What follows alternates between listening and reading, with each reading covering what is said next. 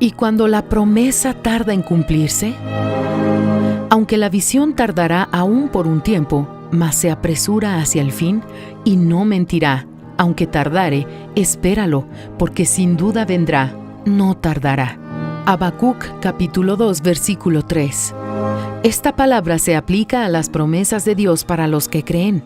¿Usted cree en esto? Ese esperar no es una vaga esperanza, es una esperanza con certeza, la misma que aguarda aquello que sabe que va a recibir. La esperanza que lo lleva a prepararse para recibir lo que fue prometido.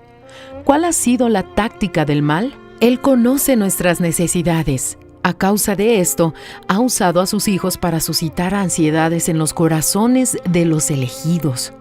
¿Cuándo vas a casarte? ¿Tienes novio? ¿Cuándo resolverás esto? ¿Acaso lo lograrás? Con esto, muchos se debilitan en la fe. El próximo ataque intenta lanzar dudas en cuanto a las promesas de Dios y así sigue.